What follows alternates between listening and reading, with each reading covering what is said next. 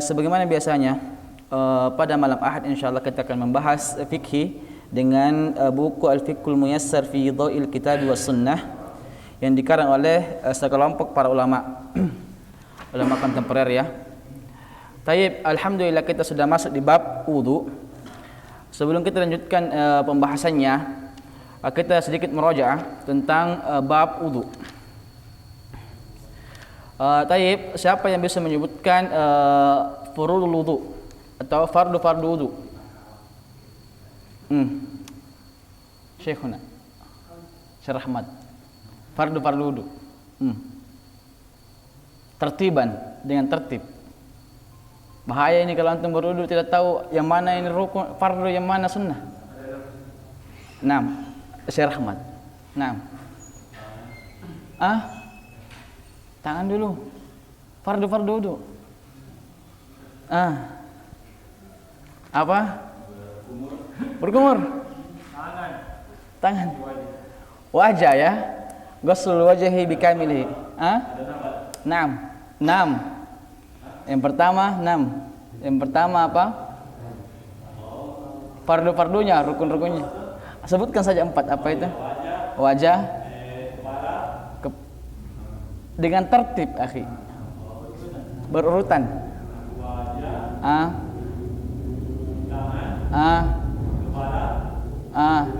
Kaki. Apa lagi? 2 lagi tertinggal. Siapa yang bisa menyempurnakan? Yang 2.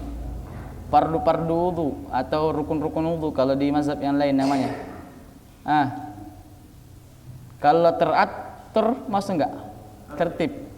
Tertib, ya, tersusun, berkelanjutan, mualah. Ingat ya, wajah, kemudian tangan dulu, sampai siku, kemudian kepala, zahirul ra'sa, zahirnya saja. Artinya rambut ya, bukan sampai harus ke tengkorak kelap kepala. Ya, enggak mesti. Ya, yang panjang rambutnya cukup dia basah seperti ini, khalas, yakfi. Sudah ya. Kemudian kaki. Kemudian tertib dan mualah, berkelanjutan. Jadi tangan sampai siku, kepala, semua kepala ya. Semua kepala sampai belakang sini, kemudian telinga. Wajah, termasuk wajah itu hidung dan mulut. Maka ini harus dicuci, keduanya harus dicuci. Kapan tidak dicuci hidung dan mulut? Tidak sah wudu karena tidak melakukan sempurna. Karena dikatakan ghaslul wajhi bikamilihi, menyempurnakan ya cucian wajah dengan sempurna. Dan fam dan hidung, mulut dan hidung bagian dari wajah. Ya, kalau kita berpegang dengan mazhab ini, ya. Taib. Kemudian pembatal wudu. Siapa yang bisa menyebutkan pembatal wudu? Tafadhal. Keluarnya sesuatu dari 2 jalan. Apapun itu, ya. Taib. Keluarnya najis dari tubuh selain dari 2 jalan ya. Apabila banyak ya, seperti darah atau muntah apabila banyak, dan juga berbau. Taib. Hilangnya akal. Satu orang. Enggak, hilangnya akal banyak ini, hilangnya akal. Entah dengan gila, tidur. Taib. Hilangnya akal kalau dia mabuk, kemudian gila, kemudian pingsan, maka ini sepakat para ulama batal. Kalau tidur, an-naum al-yasir, tidur sedikit tidak membatalkan wudu. Yang membatalkan wudu itu tidur yang banyak. Ya, tidur yang banyak, apalagi kalau sudah kalau ngorok ya. Sudah berdengung Ya seperti itu. Maka ini sudah tidur lama ya. Taib. Apa lagi? 4. Menyentuh kemaluan tanpa ada alas ya. Tanpa alas. Ini menyentuh dengan apa? Telapak tangan saja. Kalau ini tidak mengapa ini ya, yang menyentuh itu adalah telapak tangan. Enggak. Kemaluan saja. Apa itu kemaluan? Ini ya. Sudah dipahami. Allahu a'lam, insyaallah tidak. Keramah.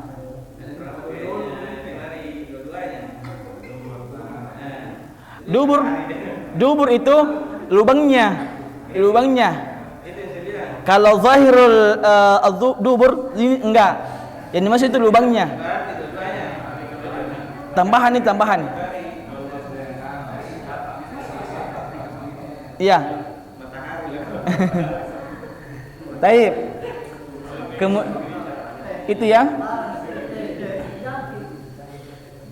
Taib. Bagaimana kalau ada seorang bapak dia menyentuh kemaluan anaknya, misalnya anaknya kencing dia sentuh, apakah dia batal wudunya atau tidak? Batal ya akhi. Batal. Ya. Kita pegang kita punya kemaluan sendiri atau kemaluannya anak kita tetap batal. Ya, tetap membatalkan wudu. Ya. Walaupun misalnya ada ibu-ibu pakai celana anaknya tuh, kemudian tersentuh, tetap batal wudunya. Ya. Kemudian apa lagi yang keenam, yang kelima? Makan daging unta, ya. Makan daging unta, bagaimana dengan makan kulitnya, tulangnya? Apakah batal juga? Tidak, ya. Yang membatalkan cuma dagingnya saja. Karena ini adalah ibadah ta'budiyah, tidak ada alasan, tidak ada illah. Maka kalau tidak ada illah, tidak boleh dikiaskan yang lainnya. Kalau dikatakan daging unta saja, kulit unta atau tulangnya tidak. Karena ini adalah ta'budian, artinya tidak ada illahnya. Memang begitu perintahnya sebagaimana salat zuhur 4 rakaat, tidak? Kenapa harus 4?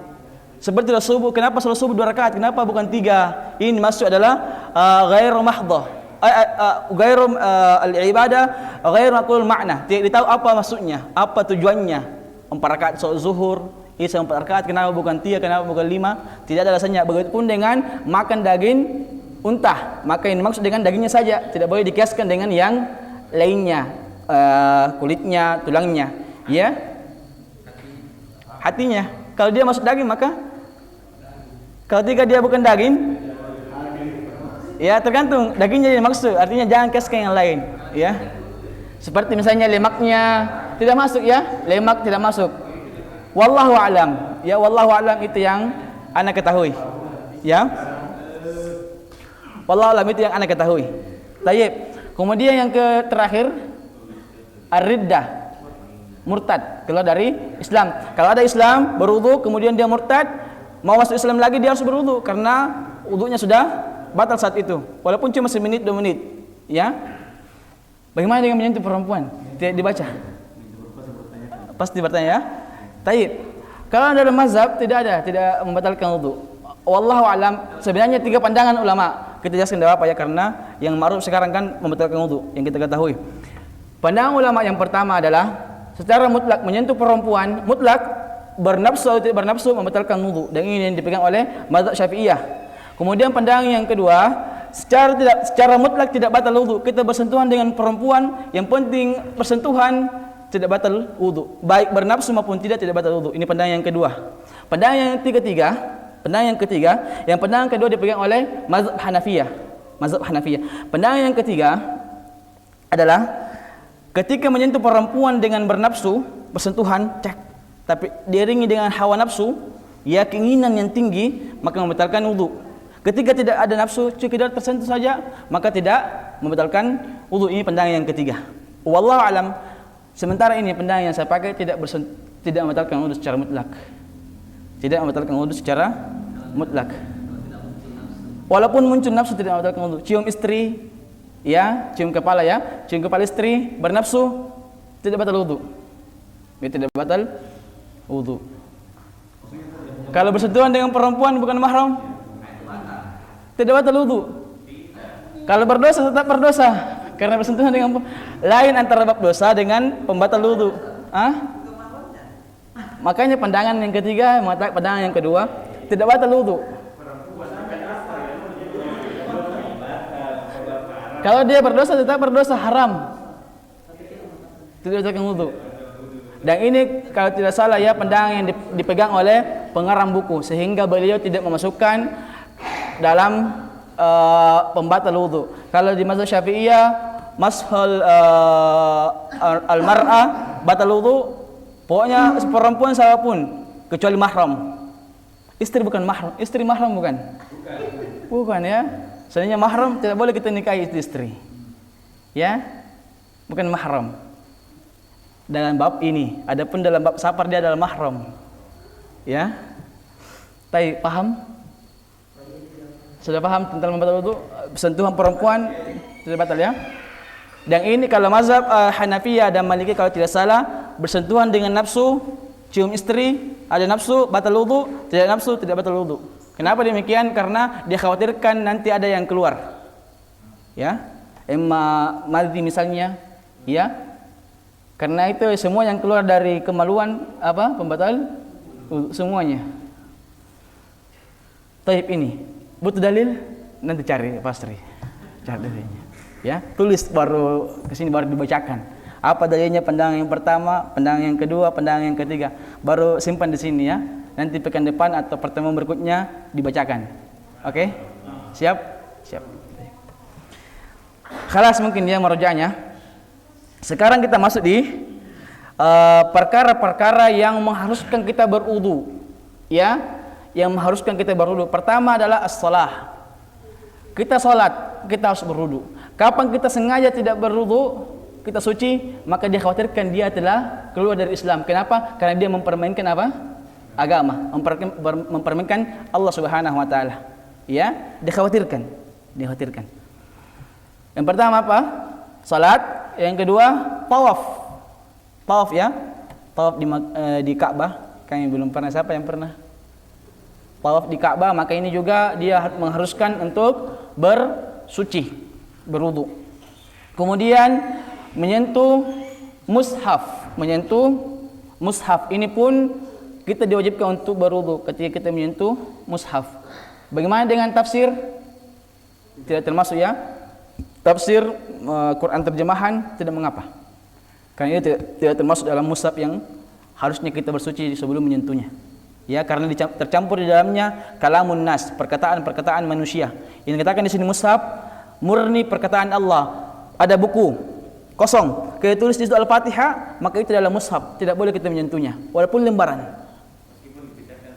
Iya, selama tidak ada perkataan manusia di dalamnya tercampur, maka dikatakan mushaf. Wallahu a'lam dalam bab darurat ya, mungkin bisa. Misalnya jangan sampai Al-Qur'an ini tidak teragungkan toh. Sejujur dengan kita punya kaki, kita belum berwudu, kita selamatkan boleh. Yang kedua dengan cara melapisi. Walaupun dalam mazhab yang lain tidak, walaupun melapisi tidak boleh. Karena dalam mazhab Syafi'i yang saya tahu wallahu a'lam, 5 penyebab kita diwajibkan untuk berwudu. Di antaranya selain masul mushaf, menyentuh mushaf, yaitu hamluhu, membawanya. Walaupun pakai tas tidak boleh. Kalau dalam mazhab Syafi'iyah. Ya, misalnya misalnya ya kita berikan contoh, misalnya batal wudu, mushaf dalam tas, lepas tas. Karena beliau dalam mazhab Syafi'iyah mengatakan wa hamluhu, dan membawanya walaupun tidak menyentuh. Mungkin dengan pakai kantong, karena dia menganggap itu berkaitan dengan mushaf. Wallahu a'lam. Kalau dalam mazhab yang kita bacakan ini cuma 3, salat, tawaf, dan menyentuh mushaf dengan secara langsung, ya. Tapi kemudian berikutnya perkara-perkara yang disunahkan, perkara-perkara yang kita disunahkan untuk berwudu sebelum melaksanakannya. Pertama adalah ketika kita berzikir kepada Allah Subhanahu wa taala dan membaca Al-Qur'an, kita disunahkan untuk berwudu. Membaca maksudnya ya tanpa menyentuh. Kalau menyentuh kita diwajibkan.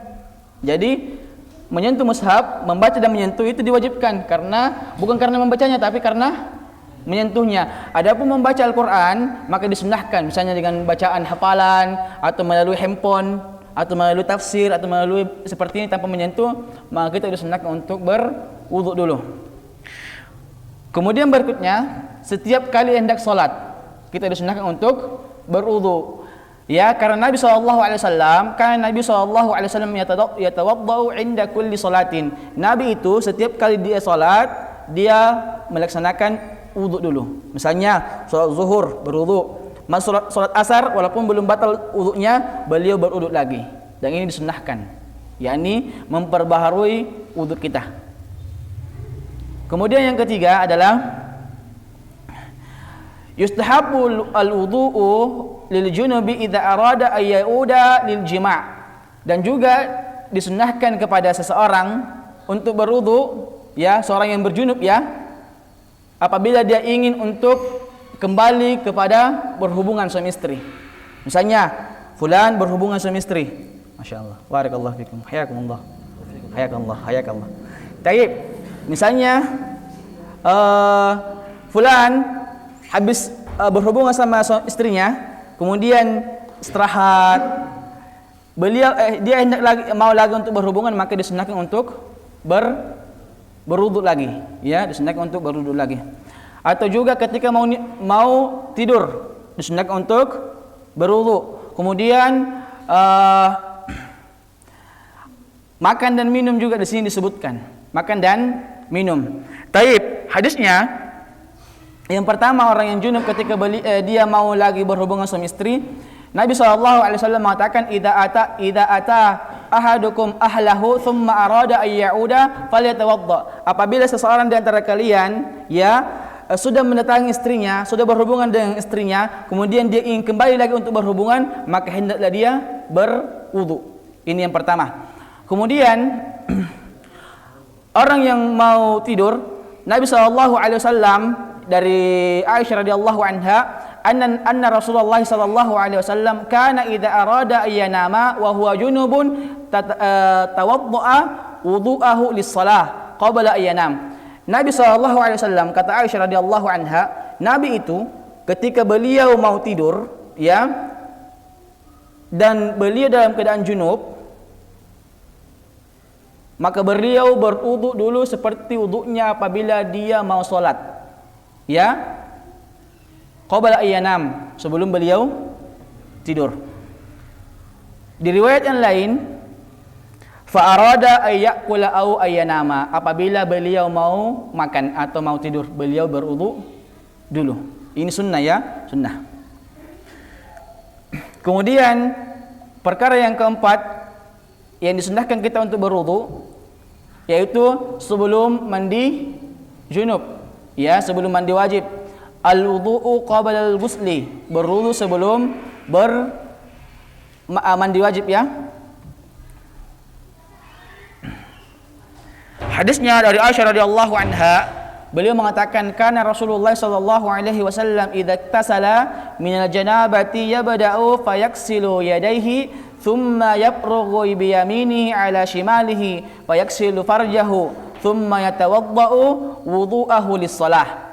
Nabi SAW apabila beliau hendak melakukan mandi junub, ya, beliau memulai dengan mencuci kedua tangannya, ya, dan menyiram tangan kirinya dengan tangan kanannya air, ya.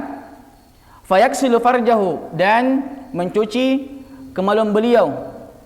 Thumma yatawaddau wudu'ahu lis-shalah, kemudian beliau berwudu seperti wudunya untuk salat. Jadi sebelum mandi kita disunahkan untuk berwudu, ya. Insyaallah kita akan bahas di babul ghusl, bab tentang mandi. Kemudian yang terakhir, ya, yang kelima, indan naum, ketika mau tidur, maka kita juga disunahkan untuk untuk wudu, ya, disunahkan untuk berwudu. Ya, Nabi SAW pernah mengatakan, idza ataita madji'aka fatawadda wudu'aka lis-shalah. Ya, apabila kamu mendatangi tempat tidurmu, maka berwudulah seperti wudu'mu ketika hendak melakukan salat. Thumma iqtaji' ala syakkika al-ayman. Kemudian kamu berbaring dengan badan atau tubuh, ya, apa namanya kalau ini, sisi, ya, sisi kanan seperti ini, ya. Jadi di antara sunnah juga kalau tidur kita baring dengan menoleh ke kanan atau meniduri tubuh yang kanan. Kenapa demikian? Masya Allah hikmahnya. Jantungkan di kiri. Jantungkan di kiri. Kapan kita tidur dengan cara kanan, maka pernapasan bagus, peredaran darah bagus karena jantung tidak tertekan. Betul ini Ustaz? Pak Dokter? Betul? Betul ya. Nah, jantung tidak tertekan sehingga dia bebas untuk bernapas, mengeluarkan darah. Adapun ketika kita ke kiri maka jantung tertekan, susah, berat. Ya, maka disunahkan. Ini hikmahnya ya. Wallahu a'lam. Kedokteran yang lebih tahu. Masya Allah. Sudah habis tentang bab wudu. Sudah paham? Paham ya? Alhamdulillah. Baik, kita masuk di pembahasan yang atau bab yang ke-6. Al-babus sadisu fil mashi 'ala al-khuffaini wal imamati wal jabirati. Bab yang ke-6 ini pembahasan tentang mengusap dua penutup kaki. Ya, khuf atau imamah yang menutupi kepala, ya nanti akan dijelaskan. Kemudian al-jabirah. Apa itu jabirah? Lakban apa namanya kalau di kedokteran Ustaz? Yang menutupi itu luka? Perban ya, itu. Kita akan bahas di sini apa itu, bagaimana tata caranya untuk itu. Tapi pengertian al-khuf. Apa itu pengertian al-khuf? Huwa ma yulbasu 'ala ar-rijali min jildin wa nahwihi wa jam'uhu al-khifaf aw khifafun wa yulhaqu bil khuffain kullu ma yulbas 'ala ar-rijlaini min sawfin wa nahwihi. Al-khuf adalah apa yang dipakai, ya, apa yang dipakai untuk menutupi kaki, ya, untuk menutupi kaki. Baik dia terbuat dari kulit ataupun semisal dengan kulit. Dan jamaknya adalah al-khifaf atau khifaf, ya. Dan juga diikutkan kepada al-khuf, ya, segala sesuatu yang menutupi kedua kaki, ya. Baik ini dari kain ataupun dari yang lainnya. Jadi khuf adalah sesuatu yang menutupi kaki dan dia terbuat dari apa? Kulit atau yang selain dengan kulit, ya, dan diikutkan kepada hukum, ya, hukum khuf. Semua yang berkaitan dengan khuf, ya, selama dia menutupi kedua kaki maka diikutkan kepada khuf. Contohnya apa? Kaos kaki, sepatu. Tapi ada syarat-syaratnya. Nanti kita akan bacakan apa syarat-syaratnya. Sepatu laras, sepatu apa? Futsal apa? Pokoknya segala yang menutupi kedua kaki, maka itu diikutkan hukumnya kepada hukum khuf. Sekarang dalilnya, karena ada sebagian firqah yang tidak menerima mashul khuf, ya, mashul khuffain, yaitu mengusap kedua khuf yang menutupi menutupi kaki, ya. Ada sebagian firqah yang mengingkari dalilnya, padahal ini dalilnya yang sangat kuat. Kita bacakan. Al-mashu al-khuffaini jaizun bittifaqi ahli sunnati wal jamaah.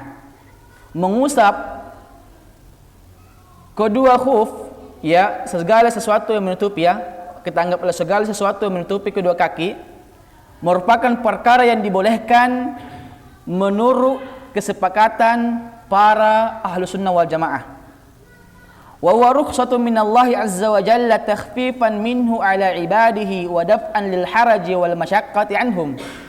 Ya, dan ini sebagai rukhsah, keringanan dari Allah Subhanahu wa taala untuk hamba-hambanya agar terangkat rasa berat. Ya, ketika misalnya dalam perjalanan tidak mesti harus dibuka, cukup kita mengusap khuf, yaitu kita akan tahu bagaimana caranya. Ini adalah keringanan dari Allah Subhanahu wa taala untuk mengangkat beban atau rasa berat, ya. Wa qad dalla ala jawazihi as-sunnah wal ijma', ya, dan dalil yang menunjukkan bolehnya mengusap kedua khuf as-sunnah dan juga ijma', kesepakatan para ulama. Amma sunnatu faqad tawatarat al-ahaditsus sahihatu ala thubutihi 'anin nabi sallallahu alaihi wasallam min fi'lihi aw amrihi bidzalika wa tarkhisihi fihi. Adapun sunnah telah mutawatir. Kalau mutawatir itu artinya banyak yang meriwayatkan dari tempat-tempat yang berbeda-beda, meriwayatkan satu riwayat dan mustahil untuk berdusta. Maka ini mutawatir. Tidak ada, semua hadis mutawatir hukumnya sahih, bahkan di atas sahih lagi. Ya, kalau dalam hadis ada namanya mutawatir dan ahad. Mutawatir diterima. Mutawatir itu adalah banyak yang meriwayatkan dari semua turuk sahabat, kemudian setelah sahabat, kemudian setelahnya lagi banyak manusia yang meriwayatkannya, dan tempatnya berbeda-beda, dan mustahil bagi mereka untuk bersepakat berdusta. Ini dikatakan hadis mutawatir. Dan ini hadis mutawatir tentang mengusap apa? Kedua khuf. Baik dari perbuatan Nabi SAW maupun perintah beliau maupun keringanan yang beliau berikan kepada sahabatnya. Telah mutawatir riwayat-riwayat yang menunjukkan bolehnya apa? Mengusap khuf. Wa qala al-Imam Ahmad rahimahullah, "Laisa fi qalbi minal masih syai'un fihi 40 haditsan 'an Nabi sallallahu alaihi wasallam wal muradu bi qawlihi laisa fi qalbi adana syakkin fi jawazihi." Artinya Imam Ahmad mengatakan tidak ada keraguan dalam hatiku yang menunjukkan bahwasanya itu perkara yang tidak dibolehkan. Artinya itu di perkara yang dibolehkan, ya, perkara yang dibolehkan. Dan ada hadis sebanyak 40 kata beliau dari Nabi SAW yang menunjukkan bolehnya mengusap apa? Khuf. Al-khuf namanya, al-khuf. Kenapa beliau di sini pengarang buku membahas ini secara keras, tegas? Karena sebagian firqah mengingkari bolehnya masul khuf. Makanya kalau tidak salah ya, Al-Imam At-Tahawi rahimahullah dalam kitabnya Aqidah At-Tahawiyah, ini kitab akidah, tapi beliau membahas tentang apa? Masul khuffain. Mashul al-khuffain, mengusap kedua khuf. Padahal pembahasan akidah. Kenapa? Karena ada sebagian firqah yang mengingkari hadis tentang mengusap kedua khuf. Ya.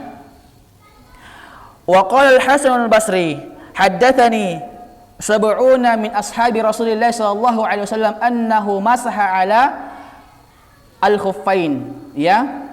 Telah menceritakan kepadaku sebanyak 70 sahabat Nabi SAW bahwasanya beliau itu mengusap kedua khufnya. Ini perkataan siapa? Al-Imam Al-Hasan Al-Basri.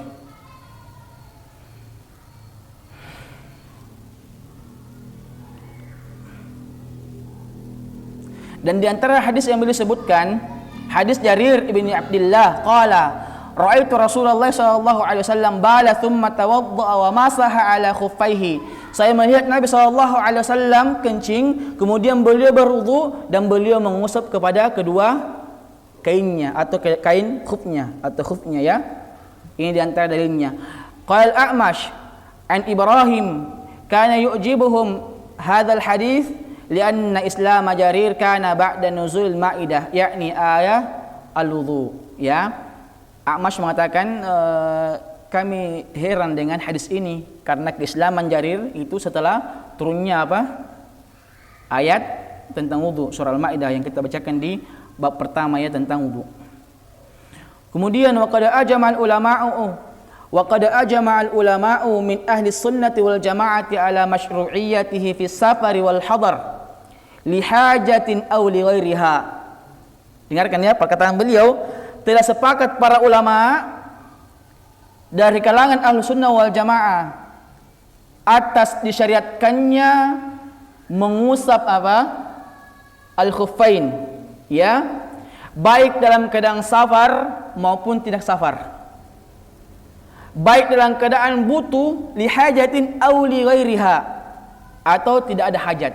Artinya semua ulama dari kalangan al-sunnah wal jamaah mengatakan bahwasanya mengusap atau masul khuffain dibolehkan, disyariatkan baik dalam keadaan safar maupun tidak safar, baik dalam keadaan butuh maupun tidak butuh, dibolehkan. Misalnya antum dari rumah sakit misalnya, buka sepatu, malas, saya ambil air, Ustaz, boleh, tafadhal. Selama memenuhi syarat-syarat, kita akan bacakan syaratnya sebentar. Wa kadzalika yajuzul mashu 'alal jawarib, dan juga bolehnya mengusap kepada apa? Jawarib, kos. Ya, kos kaki. Wa hiya ma yulbasu 'alal rijali min ghairil jildi kal khiraqi wa nahwiha. Dan jorab itu adalah sesuatu yang dipakai untuk kaki selain dari apa? Kulit, baik dari kain ataupun yang serupa dengan kain.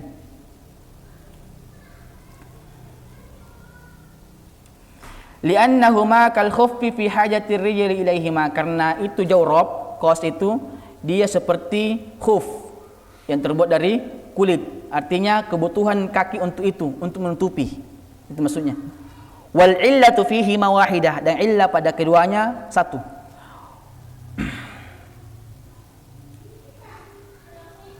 Dan jorok ini ya banyak dipakai di kalangan ya manusia sekarang, melebihi banyaknya apa? Khuf. Khuf kan terbuat dari kulit.